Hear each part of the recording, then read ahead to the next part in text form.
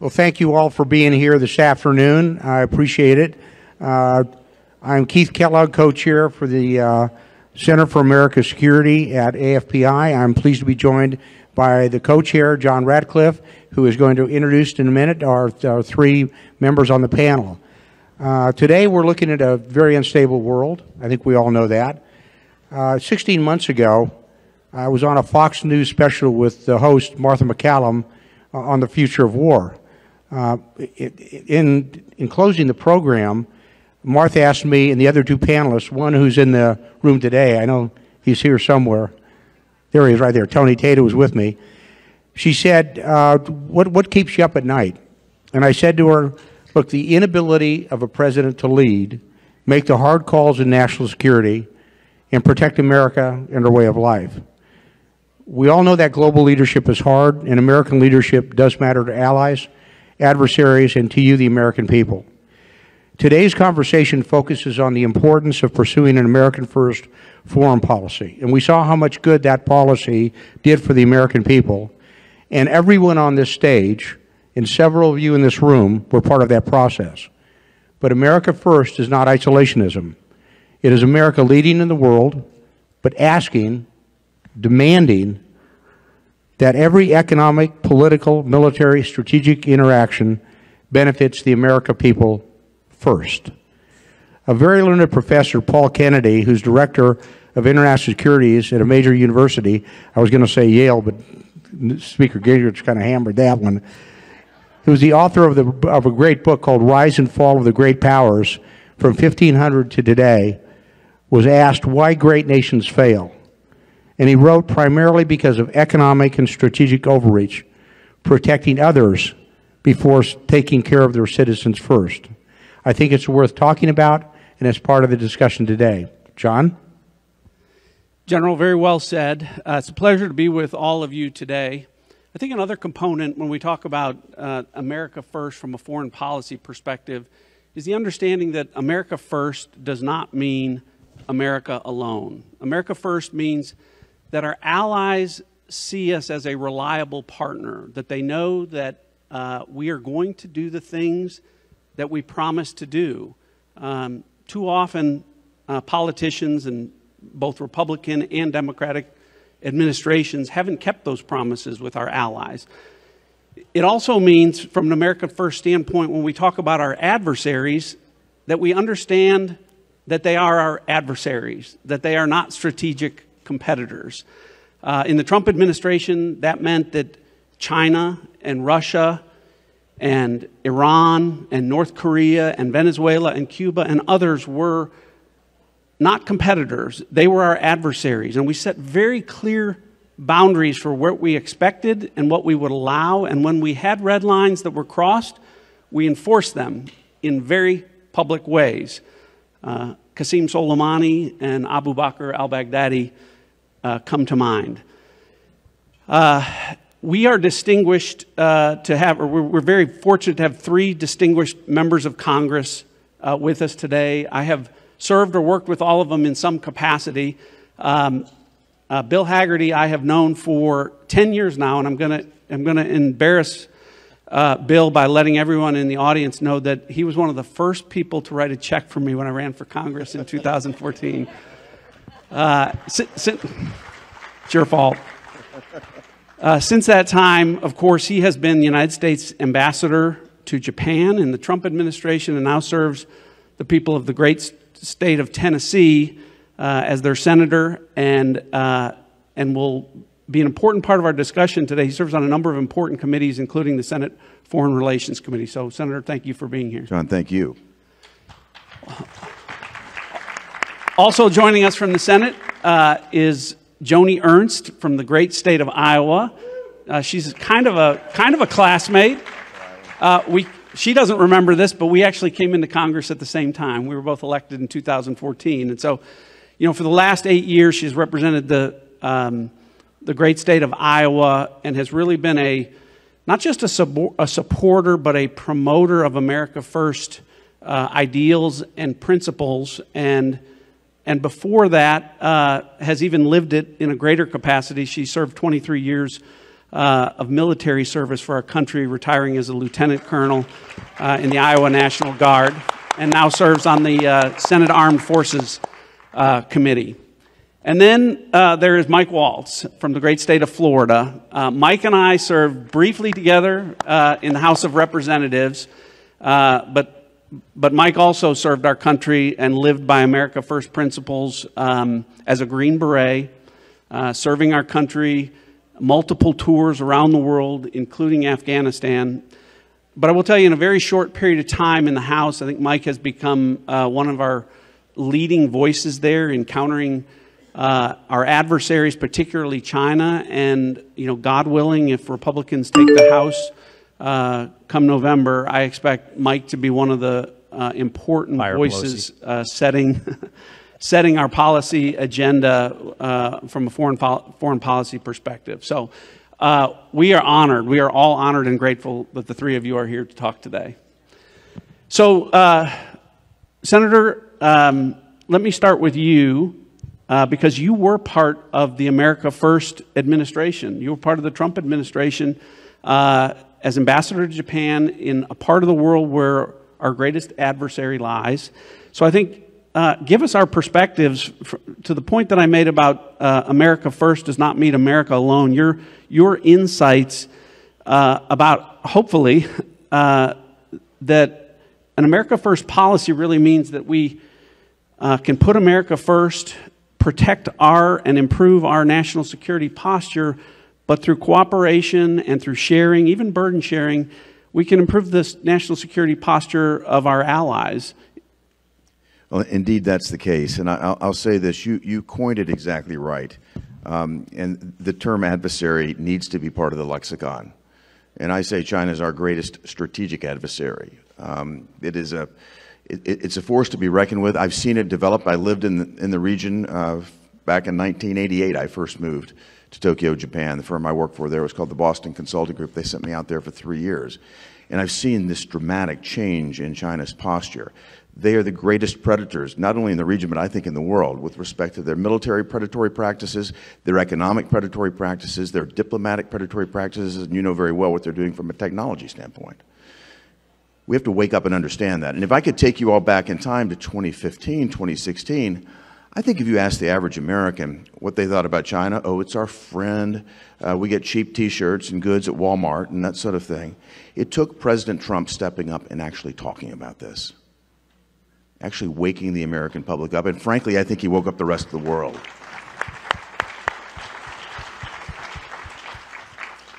But I'll say this, what the Americans need to understand here is that America first means a strong America too.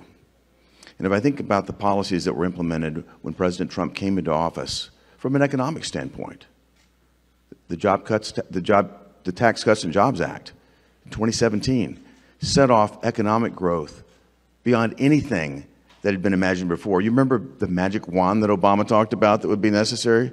Well, abracadabra. We did it, right? And if you think about it, our economy was growing at twice the pace of any of the GDP. That made us strong as a nation. I saw my great friend Bob Lighthizer here. He is the best U.S. trade rep I think we've ever had, certainly the best trade lawyer in the world. And Bob told me after we negotiated it was a tough negotiation, but we negotiated a strong trade agreement between the United States and Japan. He said that's the best trade agreement that he has seen between two nations, particularly for the United States. We were able to do that because we were speaking from a position of strength and clarity. No leading from behind. When you think about the situation I found when I got there, John, 2017, do you remember what was going on? I landed in Japan. Kim Jong-un launches the first intercontinental ballistic missile over our heads. Then he does it again. He's still reacting to the buildup that he was allowed to deliver back in 2016. And, you know, it took us standing up. It took some real strength. And I'll share a personal story if I could, and I don't want to go too long, but after Kim Jong-un detonated a thermonuclear weapon, tensions in Japan were just through the roof. I'm serious. School children were literally doing evacuation drills with hard hats on. They were testing the subway systems and stopping them. Japan was in deep fear that the next launch was going to be on Japan. The tensions were amazing, and we needed to do something in the region to show America's strength. So we did not have a U.S. ambassador in South Korea. We didn't for some time. I spent a lot of time with U.S. Forces Korea, a lot of time certainly with U.S. Forces Japan. And I think many of you know this. The largest component of U.S. military presence anywhere in the world is in Japan. That's where our strategic assets are for the region, and for good reason. But working closely with our U.S. military, I took my family. We went and crossed the border from South Korea into North Korea. Chrissy and our 4 kids. They were aged 8, 10, 12, and 14 at the time. I can tell you, my wife was a little bit nervous about this, but I reminded her that Kim Jong-un knew if he touched a hair on our heads, that President Trump would pave North Korea. And again, with a military escort, we crossed the border. We went into North Korea. But why did I do that? Because I wanted to prove that I had complete confidence in the U.S. military's ability to take care of me and my family the same way we could take care of the entire peninsula and the entire region. That's America first. That's American strength. Very well said. Keith? Yeah, I'd like to ask somewhat of a similar question to Senator Ernst and Congressman Waltz. Before we start, though... Got a mic? I'm sorry. That does help. I'm an infantry officer. It takes a while. I'd like to ask, we're going to travel a similar path with Senator Ernst and Congressman Waltz. But before we start, one thing, Senator Ernst and I, we have something in common. We both have daughters that graduated from the United States Military Academy at West Point. We're pretty proud of that. So it's a family business, which I think is pretty good. And with Congressman Waltz, there are 2 Green Berets on this stage. Mike and I are both Green Beret Special Forces in the Army. And so this is going to, we'll ask this question in a minute because the congressman just came back from Ukraine. He was in Kyiv and met President Zelensky and the team there, and we're going to get to that in a second. But today, from a military standpoint and also a political standpoint, specifically looking at NATO in the European region, what does it mean to have equal burden sharing with allies when it comes to collective security? And I'd like to start with Senator Ernst. Absolutely, General. This is really important that America continue to lead, and we have to understand that NATO is a security relationship. That's all it is, a security relationship. And with that relationship, we have the commitment from all of the countries that engage in NATO that they will provide 2% of their own GDP towards their own national defense. And it's calculated a number of different ways, but we have many, many of those countries that fall short. And we all remember when President Trump was with NATO and he said, hey folks, y'all need to step up, right? So we do have a number of very close allies that are providing that 2%. They provide for their own national defense. But by and large, over 2/3 of NATO does not meet that 2% threshold. So President Trump really had his foot on the pedal when he was really pressing these countries to do more for themselves. And we see right now in this administration where we've really throttled back and no pressure given. There is no leadership emanating from the White House on this issue. But what we see now through NATO is how important it is to have that security alliance in Europe with the invasion of Ukraine. So much so that Finland and Sweden said, we want to be part of this group, even though historically they have never wanted to be part of a security alliance. So Finland already meets that 2% threshold. They are a great partner to bring into the NATO alliance because they're already there. They are fully committed. They have an over 800-mile border with Russia. So they now know how important it is to have a strong military defending their country. So we can see that they can really be an exporter of security, not a consumer of security. So they're going to be a fabulous partner in the NATO alliance. Sweden, while it's not quite at that 2% yet, they have already established a pathway in the near-term years to get to that 2%. And they have a very broad defense industrial base already existing in Sweden. So it is an exciting opportunity for those countries. They fully get that they have to participate at that 2% range, but what we really need again is leadership in NATO. Hello, President Biden. We need that leadership really pressing on our partners that don't meet 2%. And some of them, I mean, pretty obvious. It was very striking to me. The NATO summit was held in Madrid, Spain, right? Spain is at 1.2% of their GDP, and here they are hosting the summit. So I brought it up in our discussion with the folks from Spain that they need to step it up. But we don't see that leadership right now, but we do need our partners to do what they are obligated to do in NATO, and it's for everyone's security. Thank you, Senator. Congressman? Yeah, so in a previous life, I worked in the Pentagon for Secretary Rumsfeld and Gates, and if I had $100 for every speech I wrote, begging and pleading the Europeans to do what they promised to do. I miss President Trump kicking them in the rear end, not only on their defense spending, but, gee, he was kind of right about Nord Stream 2 as well, right? And so I just got back from Kyiv last night. We met with President Zelensky, and a couple of key takeaways. You know, number one, the United States is doing a lot and has done a lot. The Europeans have promised a lot and aren't doing very much, especially the Germans. They're already backsliding on what they promised Ukraine, and the fear is once we get to this winter, they're going to backslide even further because obviously it's going to get cold, and that's when they're even more dependent on Russian oil and gas. And what did President Trump do?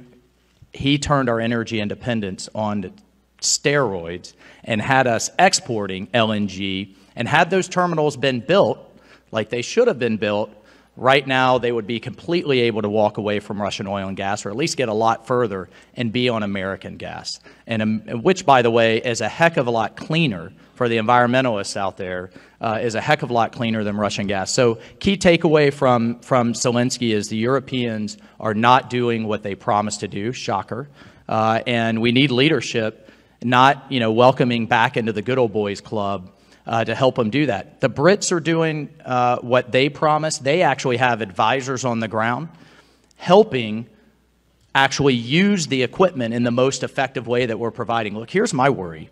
I've been fully supportive of fighting for freedom and the Ukrainians fight for freedom. Zelensky has stepped up in a way to be a leader that I think a lot of the European leaders should mirror and should image. But this administration is helping him play for a tie. Actually, right now, they're helping him lose slowly. And if the Brits have advisors on the ground, seeing where all that equipment is going, my worry is we're pushing that equipment over the border with Poland, and we don't know where it's going. We don't know if it's getting to the front lines. We don't know how it's being maintained, how much ammo is being used, whether it's being used effectively. And while I do not support American troops in the trenches, I do support us keeping an eye on the billions that we're providing, making sure it's going to the right place, and at a high level, helping the Ukrainians with their planning, their logistics, and let's win this damn war. Right? I mean, Zelensky's ready. The problem is this administration is going to let this settle into another stalemate, and we're going to head into winter. Putin will be able to rest, refit, and you know what? All he's going to do is hit the pause button and be right back at it. And instead of going for the kill, instead of going for the win right now and helping the Ukrainians when they're at their weakest, we're going to, fiddle fart around and just provide them just enough rather than help them with what they need. And he's thankful to the American people, but he's frustrated with this kind of piecemeal approach from the administration, and he's frustrated with the Europeans that have promised a lot and given a little. That's a great segue to the next question, which is going to go to all three of them. But before we go a second, I think everybody, when you hear the news about an Article 5 for NATO, an attack on one's attack on all, you probably have heard that till you're blue in the face. What I would ask everybody to do is look at Article 3. Article 3 is what I call the funding article, where all of the NATO members have agreed they will provide for the individual and collective defense of the alliance. They agreed that that would be in 2014 at the Wales Declaration, the Wales Conference, that would be 2% of GDP, of which that 20% was going to be spent on modernization. When the Trump administration first came into office, I think there was 4 countries that were 2% GDP, and Senator Ernst just made the comment about Spain at 1.2%. Fortunately, we have the Swedes and the Finns coming on, and they're closer to 2%. In fact, I think the Finns are over 2%. So that is going to be helpful. But moving into the Ukraine right now, so let's focus a bit more, and I'd like to start with Senator Hagerty, then Senator Ernst, and Congressman Waltz. To you all, without wading into the assistance packages, help us understand on a strategic level what assisting Ukraine means, what is you believe the end state should be, and what an America First approach would look like in this approach. Senator? Well, I'll start with multiple points there, Keith, but I appreciate your asking. One, I just want to go back in time a little bit. I remember a tremendous amount of grousing from the international elite, from the elite here in Washington when President Trump complained that our allies should step up and pull their weight. And at one point, I got together a group of NATO ambassadors, and I asked them a simple question.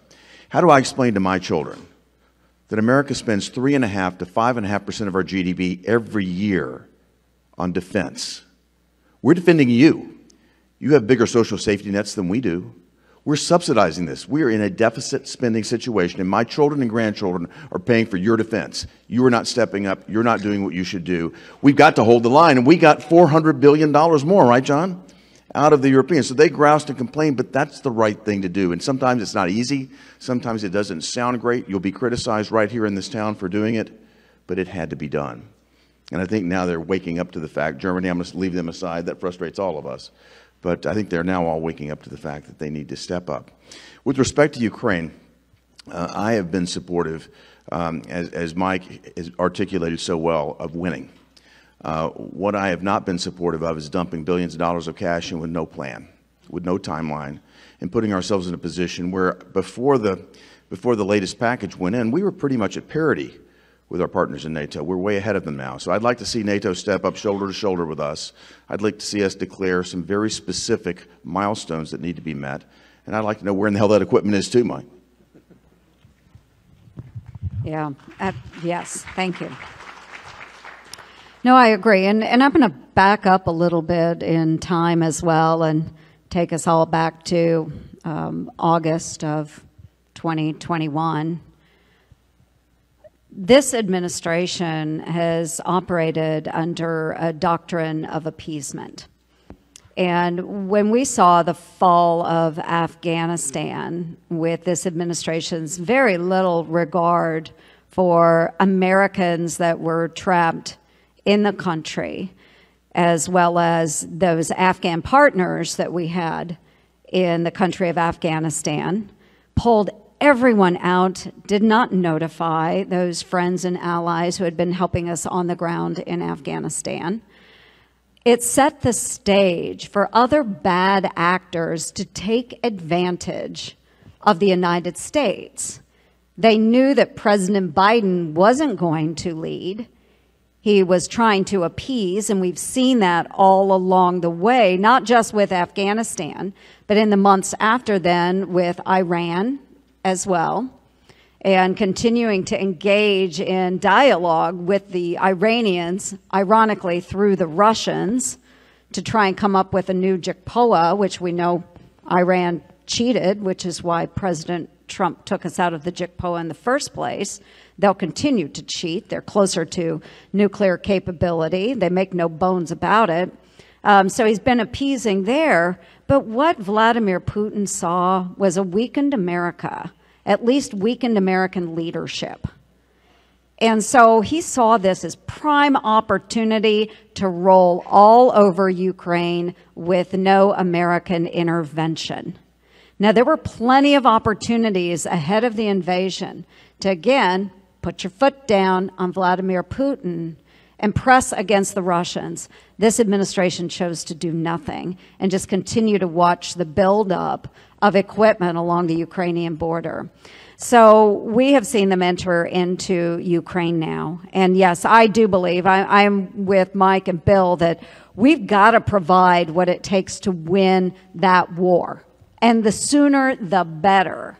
You know, my outcome that I want to see, Keith, is that we absolutely annihilate the Russian forces, and we get them to crawl back into Russia so bloodied and bruised that they can't come back.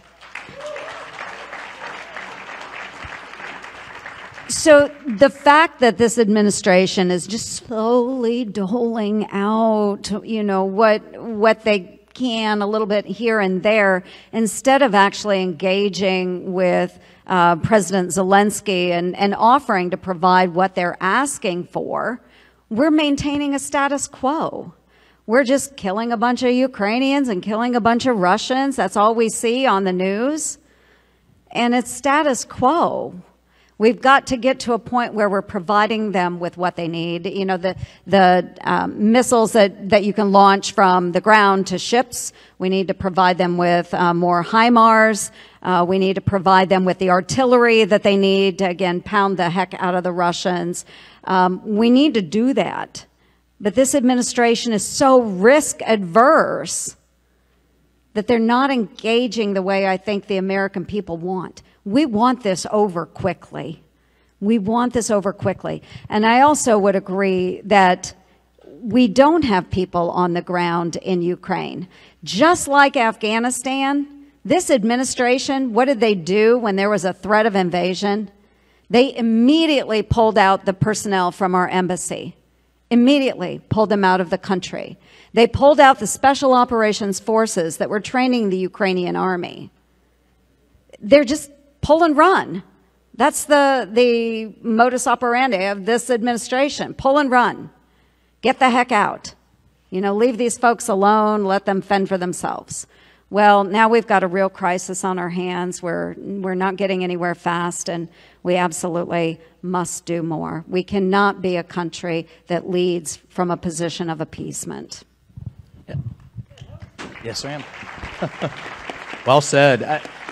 Keith, I think we need to continue to explain and remind folks, why is this in America's interest, right? And I am utterly convinced that if Putin cuts through Ukraine like a hot knife through butter, he's going to keep going. He said it. And he will go into the Baltics, and he will go into areas where we are treaty obligated to then put American boots on the ground. The Ukrainians are willing to do the fighting and dying. But as they're just asking for the beans and the bullets to do it and fight for all of our freedoms. As Joni said, look, it was appeasement after appeasement after appeasement that sent all the wrong signals to Putin. How many of us remember the Colonial Pipeline and the hack of our ability to deliver gas to the entire East Coast? What did Biden do in response? That Russia was clearly behind? Nothing. In fact, he awarded Putin with a summit where he said, "Mother, may I, will you please not hit this list of key priority targets? Like, here's the things we care about the most." The New START treaty, which President Trump was holding the line on in terms of our nuclear reduction, Biden just gave it to him for free, right? And they know, Putin knows that he surrounded himself with the same team that was around Obama, that in 2014 threw blankets and MREs at the problem. Who was the first to give the Ukrainians lethal aid? The Javelins? President Trump was. That's why they didn't do it on his watch, and that's why you've seen them invade on Obama's watch and now invade again on Biden's watch. They knew they could get away from it. They knew they could get away with it. I was out there in December. The Stingers that they were asking for, too escalatory from the White House. Now they're giving them.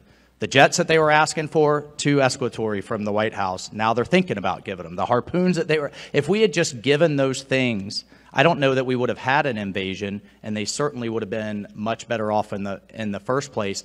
Guess who's asking for all of those things now? Taiwan. Taiwan's asking for all the same things, and we might get around to giving it to them by 2028, 2029. Well, guess when Chairman Xi has told his military to be ready to go? 2027. So that means if Xi stays on his timeline, the next president could very well be a wartime president. And I don't want that to be Joe Biden. I'll tell you what, please, for all of our sake. Well, Anyway, that's a great segue to where I want to go next, but let me see if we put a bow on the Ukraine discussion here. I think to remind everyone, the difference between an America First approach and what you had from the Biden administration, remind people of the dates. The Putin's invasion of Ukraine started on February 24th. Does anyone remember what happened on February 26th? It tells you everything you need to know about the Biden administration approach to this. 2 days in, Joe Biden offered President Zelensky a ride out of town to take the same course that he had advocated and that we took, unfortunately, in Afghanistan. And so, had Zelensky not stood up for the Ukrainian people, Vladimir Putin would have had a very quick victory. The only thing worse than that, and I think what you're hearing all three members of Congress here agree on, is the only thing that may be worse than a quick victory against Ukraine would be a slow victory against Ukraine and all of the NATO countries. There's a difference. What you're hearing all of them say is there's a difference between helping Ukraine and helping Ukraine win. We can disagree about whether we should be there or not, and people have different approaches, but if we're going to be there, we need to win. So to that point, and to your point about the segue there to, because we're running out of time, and I want to get to our top threat and our top adversary, and that is the Communist Party of China. So in the bowels of the Senate Intel Committee, there's a transcript where I was asked a question by a senator when I advocated and did increase our intelligence spending on China by 20%. And the question was, well, Director, why do you want to increase spending on China by 20%? And my response was, and I can tell you this much, my response was, because I know you won't let me increase it by 40%. Now, we laugh about it, but the simple truth was, as the Director of National Intelligence, I had access to more intelligence than just about anybody, and it was so clear the threat that China was, economically, militarily, technologically. So I want to move to that. When we talk about that and talk about winning in different warfighting domains, Senator Ernst and Congressman Waltz, you're both, Senator, I think you're chair of the cyber subcommittee. You're on the emerging technologies committee. I know you're on the Intel subcommittee on science, space, and technology. So our audience hears a lot about, China and emerging technologies, things like hypersonic missiles, things like quantum computing, quantum sensing. I want to get your perspective on that in terms of how you see our capabilities from a technological standpoint with regard to all of our adversaries, but particularly China and what we need to be doing. And for you, Senator Hagerty, since you were in such close proximity to China as our ambassador there, going back to Ukraine and tying it in to what Congressman Waltz was saying, what do you think China's takeaway is from Ukraine and how they're viewing the response of the United States and what that means for Taiwan and what we should be doing? So let me start with you, Senator Ernst. Yes, thank you so much. I am the ranking member on the Emerging Threats and Capabilities Subcommittee in the United States Senate that falls under the Armed Services jurisdiction. And we deal with all of those issues. So whether it's hypersonics, it's AI, it's quantum computing, you listed it all. And that all falls under the jurisdiction of that committee. One other area that falls under that committee is Special Operations Command as well. And they are involved with a spectrum of issues that we see out there. But when it comes to keeping up with China, we absolutely must continue to invest in these types of developing technologies to make sure that we have that edge, but then also being able to employ them properly as well. Mike had mentioned earlier the colonial pipeline. So things like that gray zone activity where it's, activities that are out there. We know a state actor or other bad actors are engaged.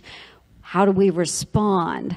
So as we're developing these technologies, what is the appropriate way to respond when it's an act that is short of war? So all of those issues we grapple with in the United States Senate, and what are the authorities that we can give to our military commanders, and how can they react in an equal response, or a response that might block them or take them down. All of those discussions kind of happen behind closed doors, but we have to be aware of them. We have to continue to work in that area, develop them. Another area, too, you didn't mention, but one thing we're paying attention to, because we've noticed more and more of this, is drone technology, too. And we're not talking just the $300 drones that you can buy off of Amazon. We're talking about China engaging in swarm technology, where they can employ 100 to 200 drones operating in concert to go after a piece of equipment or military personnel on the ground. And so we have to not only have our own drone technology, but also work on counter-drone technology. But there's so many bad things out there, and you hate to wrap your mind all around it because it scares you so bad you just don't want to sleep at night. But those are the things that we have to engage in. Like it or not, we have to engage in them. Yeah, I'm sorry if we make you want to drink early this afternoon, but look, this is the toughest adversary I believe the United States has ever faced in its history, because it's the first one with an economy as big or bigger than ours. And so we sit on armed services. We see now that the Chinese Navy is bigger than the United States Navy. They're building ships at a rate of 5 to 1. Compared to us. Their space force is larger. They've launched more into space than the rest of the world combined. They're on track to have a manned station on the moon. That's not with their version of NASA. That's with their military. And, oh, by the way, with a brand new space station that their military is occupying as well. The thing that pisses me off the most, as we desperately try to get our military ready, is they're funding their military buildup with your dollars, with our tax dollars. And it is completely unacceptable. They are going to seek to win. This thing isn't going to be won or lost in the Taiwan Strait. This thing is going to be won or lost in the economic competition. And folks, we are drunk as a society on Chinese money. Wall Street, academia, sports industry, NBA, politics. They have a thing called elite capture. I think they captured Hunter Biden pretty darn well in terms of influencing our operation. I mean, we can go on and on. Our research institutions, the 400,000 students that are paying above freight. You don't think our academic institutions, universities are drunk on that money? And so I tell the Democrats all the time, they want to talk about defunding the police that are defending our neighborhoods and keeping our families safe. Let's defund dictatorships. Let's put your money where your mouth is. They want to, they want to cancel companies, Major League Baseball, over some voting rights and voter integrity, rightly so, out of the Georgia elected legislature. But all of those companies, Coca-Cola, Airbnb, Nike, totally turn a blind eye when they're building their products on slave labor. Over there. And we're going to keep calling them out, but folks, we have to start voting with our wallets. Conservatives have to step up. And I got to tell you what, when we are sending our soldiers, sailors, airmen, and Marine over there to face this threat, and they've built their military on our money and hypocritical corporations that are just all, want to preach social justice at home but turn a blind eye when it comes over there, it's absolutely unacceptable. So my message to everybody is, when you see made in China, put it down. It's not just a jobs issue, it's a national security issue, but we are all part of it. I know it's hard, right? We're watching all those stimulus checks that they unleashed for a virus that they unleashed flow right through Amazon and Walmart, right back to what? Chinese manufacturing. So we got to bring our supply chains back home. And I can tell you what, when we get the House back, when we get the Congress back and the Senate back, that's number one on the agenda. Fire Pelosi.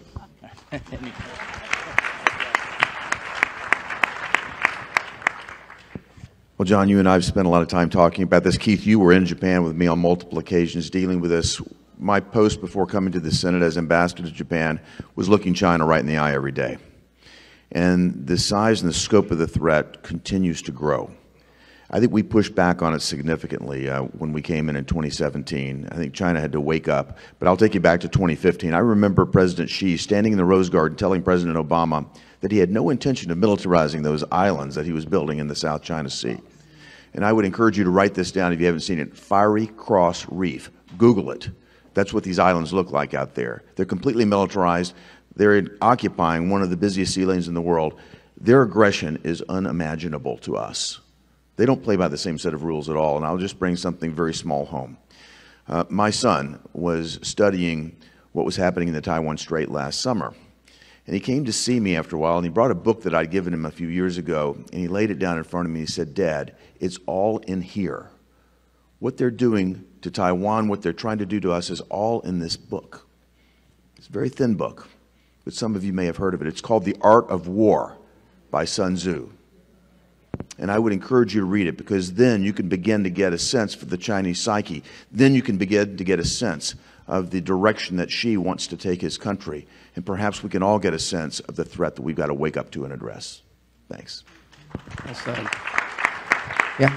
And I know we're running out of time, but I want to do just one last question. It's like a lightning round, if we could, because now we'll close the triangle here. We forgot about Iran. Iran's out there.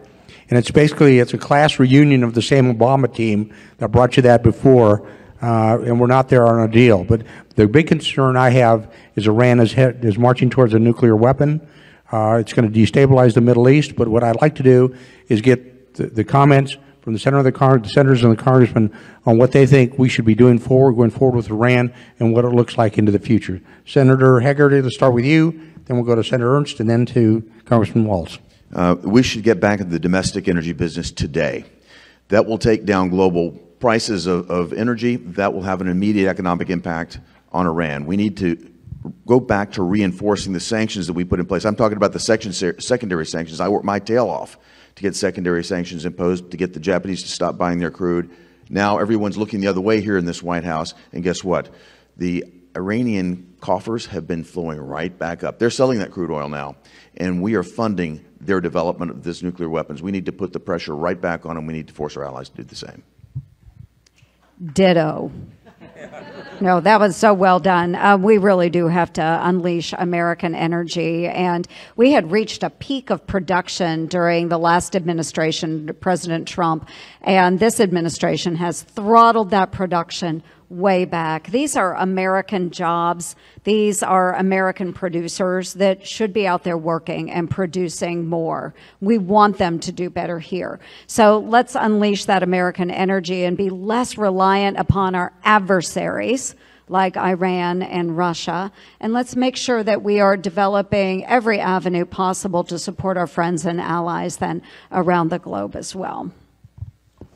Yeah, look, Iran it's all about the signals you send from the commander-in-chief. And what does Iran see right now? They see Russia getting away with literally war crimes and murder and invading their neighbor. And how are they getting away with it? They're getting away with it under a nuclear umbrella, because they see that every time Putin says boo, Sleepy Joe jumps about a foot. Because of that nuclear umbrella. They see what they can get away with, and that's why they are racing towards a bomb at this point. What do we do about it? Well, the thing that a dictatorship cares about the most, obviously not its own people, is its wallet. And the Trump administration had a maximum pressure campaign in place. Iranian oil had dropped from 4 million a day to about 200,000. There are now, the sanctions regime looks like Swiss cheese, because the Biden administration, I think deep down, wants us to buy Iranian oil. And they certainly don't mind the Chinese buying their oil and the Russians buying their drones. Look, why? I think we always have to bring this back from America first. Why does this matter to the American people? 2 reasons. Number one, we cannot let our ally Israel, our main ally Israel, literally be threatened with a nuclear weapon to wipe them off the face of the map. Can never let that happen. And number two, if Iran gets the bomb, the Saudis are going to get it, the Turks are going to get it, the Emiratis are going to want it, and that is not in any American's interest to have a nuclear arms race in the Middle East. But as long as they think they can have their cake and eat it too, which they believe they can with this administration, to unlock billions to actually help them fund terrorism and fund their bomb. And by the way, the Iranians right now are holding Americans hostage, literally chained to the floor of Evin prison. We shouldn't be having a single conversation with them, much less tea and crumpets in Vienna, with a regime that is holding Americans hostage. That should be thing number one before we get back to maximum pressure. You know, we've all been fortunate today to listen to three great American patriots, with Senator Hagerty, Senator Ernst, and Congressman Waltz. I live here in the Washington, D.C. area, and they battle daily for America, and they are on the front lines of this. And we've been very fortunate today to allow them to tell you what's being done in the House and in the Senate, and what they continue to do as well. So to all three of you, thank you very much. It was a great panel, and really appreciate it.